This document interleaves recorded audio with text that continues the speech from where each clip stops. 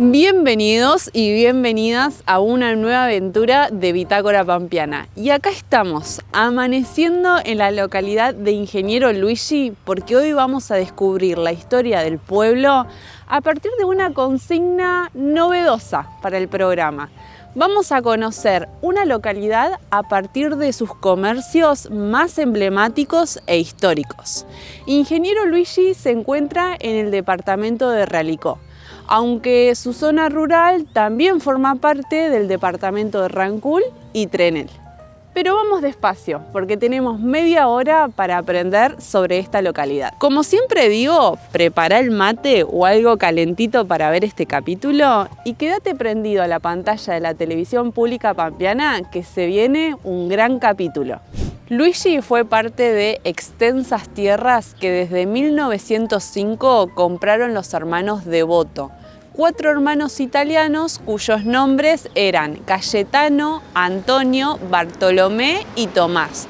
Juntos llegaron a tener más de 327.000 hectáreas, un montón. Compraron la empresa Estancias y Colonia de Trenel y fijaron su sede en la estancia El Tigre. Y seguramente te debes estar preguntando, así como también me lo pregunté yo al momento de investigar y guionar este capítulo, ¿por qué el pueblo se llama Ingeniero Luigi si los dueños de las tierras eran de apellido Devoto? Bueno, esto es así porque decidieron ponerle a la localidad el nombre de Ingeniero Luigi en honor a un ingeniero italiano muy importante, Luis Luigi, que venía desarrollando grandes obras de infraestructura en la Argentina. Por ejemplo, él fue el que diseñó y llevó adelante la obra de la base naval de Puerto Belgrano.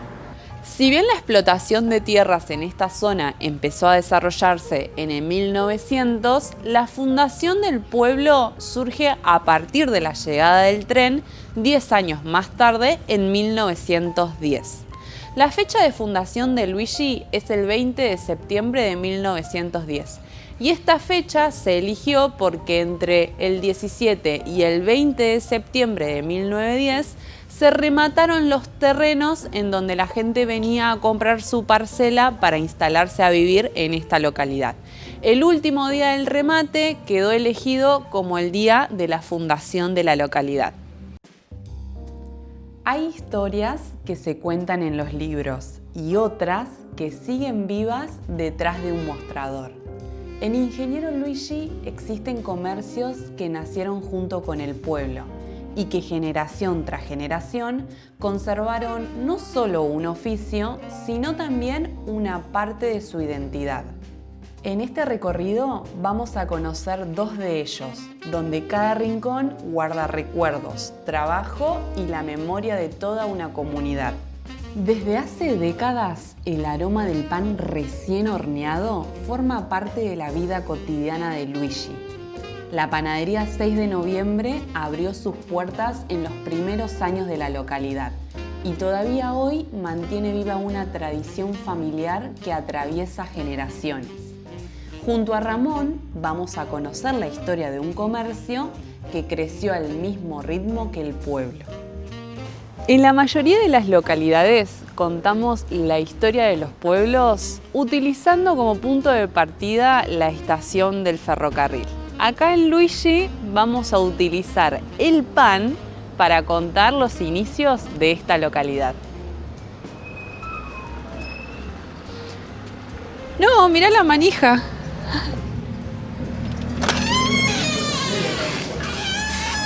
Hola, ¿qué tal? Me encuentro con Ramón en la panadería 6 de noviembre y hace un ratito yo hablaba con el equipo y decía, bueno, generalmente cuando contamos la historia de las localidades partimos desde la estación de tren, pero acá en Luigi podemos partir desde una panadería o el pan, porque esta panadería nació junto con la localidad de Luigi. Sí, en realidad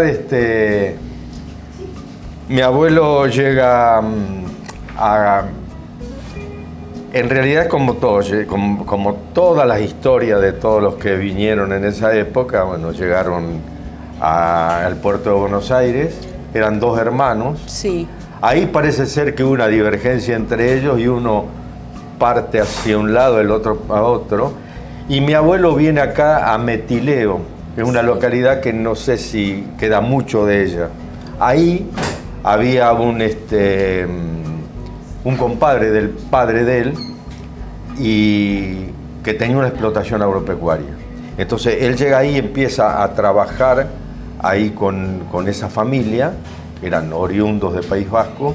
Pues mi abuelo es navarro, es la localidad en que nació, está toda mi familia, incluso ahí es una localidad de 68 habitantes. Das la vuelta a la manzana y se terminó el pueblo. Y bueno, ahí comienza, digamos, un poco la vida de él en La Pampa, ¿no? Bien. Y con el tiempo él vuelve a Buenos Aires y estuvo trabajando en una empresa naviera durante bastante tiempo. Bueno, y se ve que ahí ha hecho algún pesito, se vuelve a donde había arrancado. Y en ese interín fue cuando estas tierras se pusieron en venta y compra acá. Esto pertenecía a Devoto, Antonio Sí. Devoto. Por eso es que cuando se remataron las tierras, esto ya estaba hecho. A donde estamos nosotros ya estaba hecho.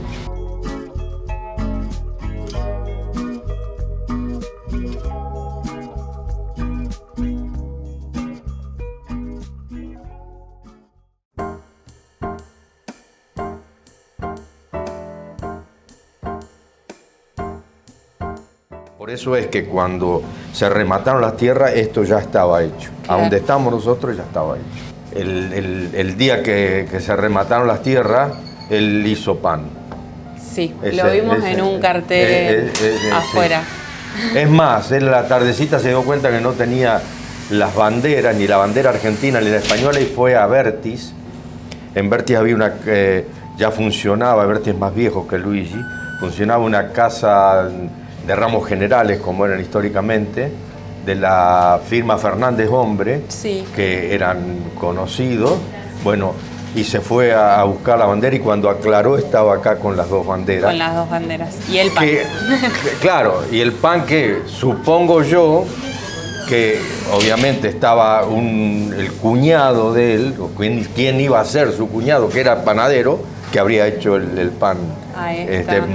Para esperar el nuevo día, ¿no? Con el remate. Eso quería preguntarle. ¿Su abuelo ya tenía conocimientos de cómo hacer pan o los adquirió acá? Bueno, ahí tenés. Esta es otra incógnita. Ok. Es otra incógnita. No se sabe. No se sabe. La historia en el País Vasco del pan, como se hacía en la casa, en las celebraciones, la que cortaba el pan era la madre de familia. Sí, no tenía ese dato. Y lo amasaban, entonces lo ponía por decir, la parte de abajo hacia arriba, y cortaba y le daba, antes de comenzar el almuerzo, un trozo de pan a cada uno de los que estaban en la mesa. Yo me supongo que por algo de eso podría haber sido, claro, de que él dijo, bueno, ¿qué hace falta acá? Es una panadería y después vendrá el almacén o etcétera, ¿no? Exacto. Se me ocurre. Sí. Ramón, y le pregunto, la panadería esta ha cambiado de nombre un par de veces. De hecho, 6 de noviembre, si no me equivoco, es la fecha de cumpleaños de su padre. Claro, la historia es así. Mi abuelo le pone el nombre, usted lo ha leído ahí, Sarasate. Sí. Sarasate es un violinista y escritor navarro que vivía no en Echarri, vivía en un pueblito ahí nomás, que no me acuerdo cómo es que se llama. Y vecinos, eran conocidos. Y ya en ese entonces, muchachos jóvenes, ya tocaba el violín. Entonces, mi abuelo, cuando se decida en venir con el hermano acá, le dijo, si algún día pongo algo, le voy a poner el nombre tuyo. Sarasate. Le dijo a Sarasate. ¿Y qué pasa? Cuando mi papá le alquila a mi abuelo, en el año 38, abre la panadería el 6 de noviembre del 38. Y ahí mi papá le cambia el nombre, le pone el 6 de noviembre. 6 de noviembre. Yo quiero saber algo que me da mucha curiosidad. ¿Cómo es que se pasan los conocimientos de generación en generación en esta profesión? Lo que, digamos, más o menos uno y le van quedando las cosas y te vas recordando muchas cosas, es de estar ahí ya adentro. Claro. ¿No? De aprender. Que yo digo mirando. que por ahí, yo el otro día me acordaba de uno de los empleados de mi papá, que él hablaba piamontés. Y yo no sé qué macana estaba haciendo, ¿no? Estaba haciendo alguna macana. Y él me dice, tranquil, tranquil. Y yo lo miraba, que no sabía qué quería decir. Claro. Que me quedara tranquilo. Claro. Y me estaba acordando el otro día. Sí, uno vivió ahí, nació ahí. Claro. Y hoy por hoy ya está trabajando en esta panadería. Bueno, usted que sería tercera generación y sus hijos cuarta generación. Cuarta generación. Sí, cuarta generación, sí. ¿Cuántas personas trabajan hoy por hoy acá en la panadería, Ramón? Y acá nosotros tenemos 2 chicos que están en la cuadra y después tenemos 4 chicas que están un poco en el mostrador, un poco... Claro. Y Roberto, que ya ahora se va a jubilar, que Roberto empezó a trabajar con mi papá, tenía 14 años. Wow. Y este trabajo es trabajo, prácticamente estás parado permanentemente. Sí, y muchas horas, sí. Desde muy temprano. Claro. Sí, y muchos años, yo 50. Yo le batí el récord a todos los maestros. Usted viene invicto. Claro. Y el maestro nuestro fue don José Di Pietro. Ese fue el que nos enseñó a nosotros. A todos. ¿Y ahora usted le enseña a las futuras generaciones que vienen? Sí, yo aporto. Bueno, Ramón, quiero agradecerle por su tiempo. Si no tiene problema, vamos a estar haciendo imágenes de la panadería. Quiero aclarar algo. Está haciendo muchísimo frío y arrasaron con todos los productos de Ramón, que está trabajando desde temprano. Y si escucharon el ruido de la puerta es porque constantemente está entrando gente a la panadería 6 de noviembre, que es un lugar histórico y muy querido de la localidad de Luigi. Ramón, le quiero agradecer por su tiempo, por su amabilidad, por contarnos los secretos del pan y transmitir la historia de su familia y la historia de Luigi, que van de la mano. Exactamente. Gracias, Ramón. No, por favor, al contrario.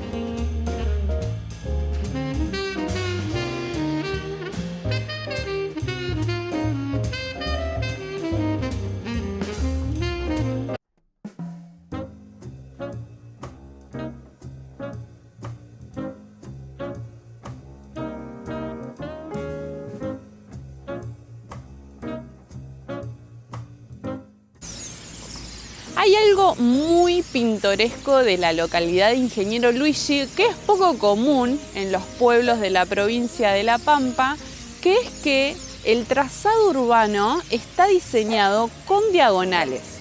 De hecho, nos encontramos en la plaza principal, Manuel Belgrano, porque en este lugar convergen las 4 diagonales principales. Un dato de color es que la planificación urbanística estuvo a cargo del mismísimo ingeniero Luigi. Cuando planificó el pueblo, se imaginó un trazado urbano de 189 cuadras. Las fotografías tienen la capacidad de detener el tiempo. Y en Ingeniero Luigi existe un lugar donde esos recuerdos siguen intactos. Casa Amé acompañó durante décadas los momentos más importantes de las familias de la localidad. Hoy, Ofelia Amé abre las puertas de ese espacio para compartir la historia de un legado que convirtió a la fotografía en parte del patrimonio del pueblo. En 1910, el día de las ventas de los terrenos, mi papá compró este terreno, empezó a edificar. Y la fotografía, allá está la fotografía que como fecha pusimos el 14 de marzo de 1914. abrió la fotografía. El que mira la cámara de blanco es mi papá. Su padre. Sí. Este mismo señor. Sí. Bueno, acá está también, en la laguna Chadilauquen, también ahí está, que iba con esta cámara. Esta cámara es esa. Y es acá tenemos, por ejemplo, con todas las autoridades. Y después, bueno, son... Este es el trofeo que le dieron en 1999, que le dan en Santa Rosa. Y estos son los muebles originales de esa fecha. Esto, las columnas, son los muebles originales. Esta también, la habrá hecho él, porque él vino como carpintero. Él de Italia vino como carpintero. Después, para pulir, digamos, el español, iba de noche a la escuela nocturna. Sí, del director de la misma escuela que hay ahora todavía, Escuela 76. Y ahí este señor le gustaba mucho, Domingo Mantovani, que era el director, le gustaba mucho la fotografía. Y entonces hablaban, y era el tiempo de Chaplin, de las películas mudas, todo eso. Y bueno, se entusiasmó y puso la fotografía en el año 1914. Fue gracias a ese maestro, entonces. Sí, siempre le agradecemos. Bueno, estas son las cámaras esta es la familia, mi papá y mis dos hermanos mayores, del cual después hizo el guión de la película, cuando quedó viudo con 2 hijos, hizo el guión de la película, El paño de Clarita. Sí. Ya en aquel tiempo, él mismo se hacía las fotos como si fueran, que después salió la tridimagen. Claro. La tridimagen que se hacía con... Él ya hacía, viste, esos trucos. Sí. ¿Ves? Uno pensaría que son 2 personas Claro, diferentes. es la misma persona, ¿viste? Bueno, acá son fotos que después ya, como esas, pero ya estaba la tridimensional. Claro. Era más que era esto, claro, más moderno. Sí. Y acá se conserva todo, ves, los catálogos que se compraban. Y tenía estas ocurrencias, ¿ves? Sí. Claro, esto fue en 1916, la de allá arriba. Feliz Año Nuevo. Y entonces, por eso, ahí en el dice Feliz Año Nuevo. Y después a los 80 años hicimos eso. Qué ocurrencia. Jugaba mucho con la cámara. Con la cámara, sí. Bueno, estas son las fotografías antiguas que se sacaban en esa galería que vamos a ir ahora. Bien. ¿Ves? Sí. En principio no había piso, ahora está ese piso actual. Eran alfombras, eran telones, había telones. Bueno, estas son fotos de matrimonios. Estos son matrimonios. En algunos el hombre sentado, sí. Y en otras las señoras, había de distinto. E incluso me llama la atención porque uno está acostumbrado a ver novias de blanco. Claro, sí, no, todas de color. Sí. ¿Ves? Y así. Acá las familias. Esta, por ejemplo, ves que es con alfombra, esta es antiquísima, porque el piso ese que ahora está en la galería, donde se sacaban las fotos, fue más o menos en 1920. Bien. Así que estas otras fotos con esos pisos... Aún más viejas. Más viejas. Y estas fotografías están coloreadas a pincel, con agua. Eso le quería preguntar. Sí, porque... esta es fotografía a color. Claro. Y estas son fotografías coloreadas con pincel. ¿Y quién las pintaba? ¿Él también? No, mi hermana, ella que fue no la primera, la segunda, sí. Otilia, que hizo un curso en Buenos Aires y después también hacía laboratorio acá en Luigi. Muy interesante cómo toda la familia terminó dedicándose. Pero todas esas de color le traían el trocito de tela, ¿ves? Le traían el trocito de tela y entonces ella buscaba y pintaba. Mezclaba las tintas. Sí. ¡Qué laburo! Sí. Estos son los paisajes que él tomaba, que hacía. Hacía mucho retrato y le gustaba mucho el paisaje. Postales pampeanas. Sí. Acá está cómo se preparaban los químicos Claro. para hacerlas. A las pesas se pesaban. Había que pesarlos y hacerlos, los químicos. Y tengo a este sacerdote porque fue el que le hizo hacer a mi papá creo que la hizo él, la instalación eléctrica para que pudiera sacar con luz, Claro. porque si no era luz natural. Por eso Por eso, ahí estoy yo, así que te imaginas que esto, la luz la tuvo después de 20 años casi. Claro. El reloj es de aquella época, Qué lindo lugar. la silla, que vas a ver muchas fotos que ahí sí, porque este escritorio es donde mi papá escribió la película. ¿Usted tenía la película en rollo? Sí, de 35 milímetros. Acá es donde pasaron el pañuelo de Clarita en el 2020. En Buenos Aires. Sí, en el... Complejo Teatral Buenos Aires. Sí, sí, estaba en calle Corrientes el letrero que decía el pañuelo de Clarita. Fue hermoso. Esta con mi hermana, la única, la que falleció ahora. Su padre ni lo hubiese imaginado que una de sus películas iba a después terminar de tantos años. en calle Corrientes. En 2 veces pasaron la película. Acá, ¿sabés cuándo la pasaron? ¿Cuándo? Cuando estaban yo le digo Gaumo, en el Goman, en Buenos Aires, frente al Congreso del Cine, que estaban Sí. pasando esta de Darín, ¿cómo es? 1985. Sí, 1985. La película. Bueno, en ese mismo momento ya pasaron el pañuelo de Clarita y a la noche estaban los 2 carteles grandes, ¿viste?